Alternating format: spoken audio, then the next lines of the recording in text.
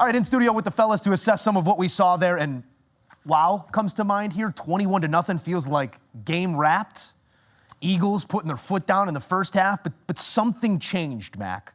Something completely flipped on its head. I don't know if it was more balls to George Pickens. I don't know if it was something that was said at halftime. What did you see that changed in this game? They got number 3 involved. George Pickens has become the wide receiver 1 for the Dallas Cowboys. And it's okay. It's okay. I understand CeeDee Lamb has owned that role for a long, long time. But right now, as we see it today in terms of the rhythm, the accuracy and the chemistry that he has established with Dak Prescott, George Pickens is wide receiver 1. And when they got Georgie Porgy going, the offense went. 9 receptions for 146 and a touchdown on 9 targets. Man. That's 100% completion rate when Dak Prescott threw the football to Georgie Porgy. Anywhere in here. Right. Anywhere. Some of those were not easy catches. Exactly. And some of those, he was defended by 2 guys, willing and capable defenders for the Philadelphia Eagles. That was the easiest recipe in terms of the turnaround to answer Joe's question. And if you're the Dallas Cowboys, you are so thankful that George Pickens is a part of your team because he is a legit alpha. Yeah. He can do damage anywhere in the offensive formation, and he does so with a smooth nature. He just glides. We talked about the win last week against the Raiders and how this could, kind of jumpstart some positive momentum for their playoff lives. And we said we needed to see them do it again. It was a bit ugly and scary at times, but you said 24 unanswered? How many? Yep. 24 unanswered. So, but here's the other thing. Not just 24 unanswered. Dak Prescott threw an interception in the red zone. Yeah. Brandon Aubrey missed a field goal. Yeah. Missed a field goal. Yep.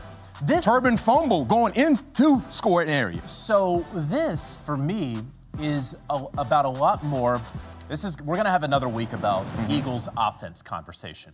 I understand and I want to respect what George Pickens just did in the Dallas Cowboys. This is going to be another week where we're talking about the Philadelphia Eagles offense because the first quarter, what were they doing? They were getting A.J. Brown involved. They were listening to what A.J. Brown had been saying. They were listening to what everyone out there in the media and their fan base had been talking about. We're going to feed him the ball. We're going to get the offense going. And then the offense completely stalled. They rushed this football, I think, 18 times tonight. Saquon had 22 yards. 22 yards. For so long, yes, A.J. Brown wasn't getting his. He was not putting up Hall of Fame numbers. You know what they were doing? They were winning. They were winning. They were not blowing games like this up 21. And when it was 21-7, we all 4 of us, we looked at each other. We said, man, the Eagles should be up by more than just 14 points. Feels like a door is being left open. And then the Cowboys weren't capitalizing. Dak Prescott turning the football over, Brandon Aubrey missing.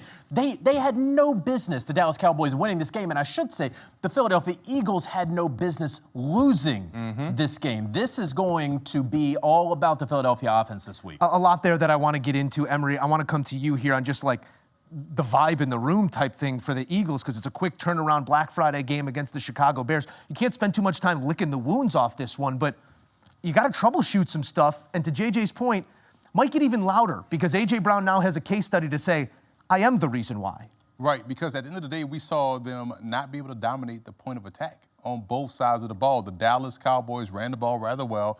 We saw the defensive line of the Dallas Cowboys shut down Saquon Barkley had 2.2 yards a carry. He had 10 carries for those 22 yards.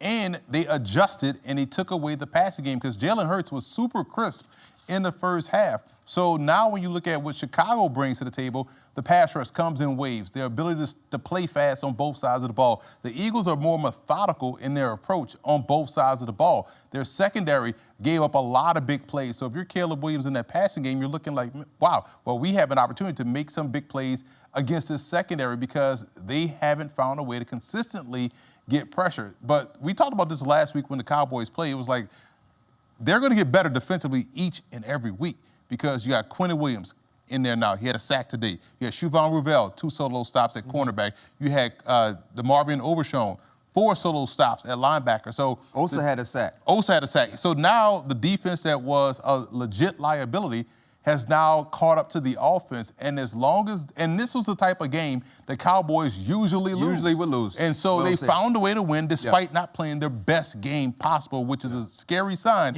come down the way. They're rounding into form at the right time. And doesn't feel like there's a lot of time to waffle right now for the Cowboys yet, and still, you get this big win, you take a step closer to being actually in that playoff conversation. For the Eagles, it's another divisional loss. Their last loss coming to the New York Giants, and now one here to the Dallas Cowboys.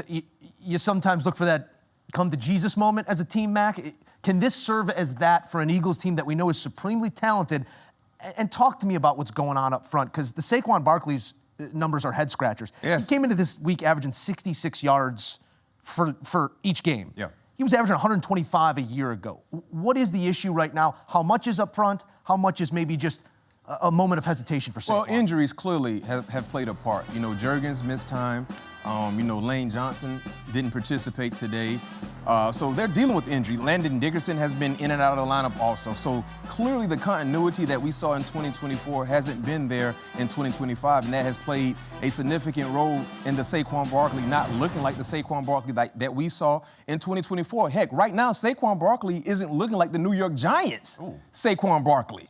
When you look at all the issues they had on their offensive line, he still gave you some things in spurts, right? And I think to Emory's point, I think this is a lot to do about the Eagles and what they're not doing offensive line-wise, but this also has a lot to do with the Cowboys and the new moves they've made to shore up their interior. When you bring in guys like Quentin Williams along with Kenny Clark, who you already had with Osa, you're trying to get better in the interior. When you bring in a guy like Logan Wilson, a 3-down linebacker, you're trying to improve in the run element because those guys help the guys in the secondary play better.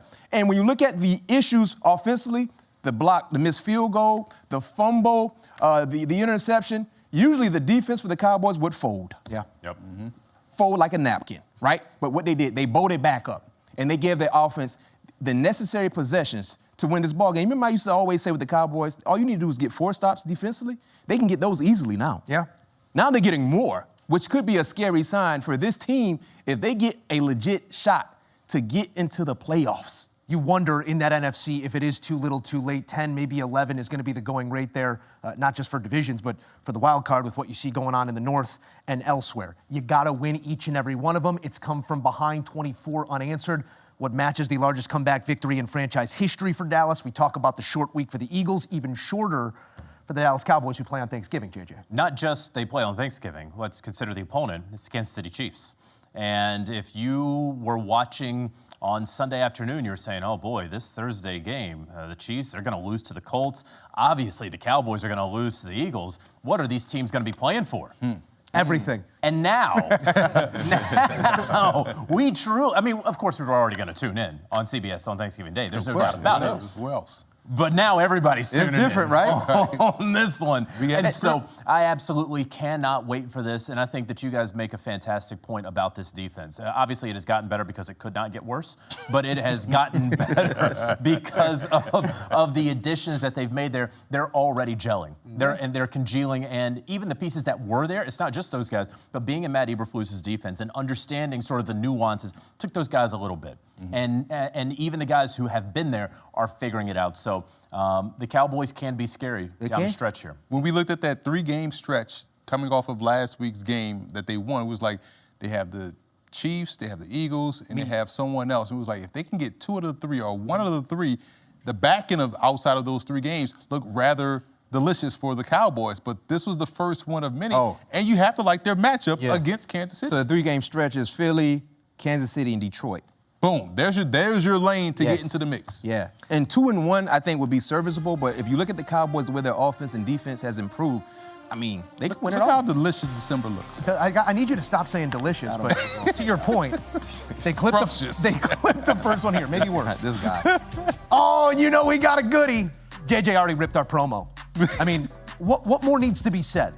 After these Sunday results, this one now dripping in all sorts of intensity. That one's on me. Kansas City, 6-5. Dallas, 5-1. Everybody fighting for their future, and it's coming your way. Thanksgiving Day on CBS.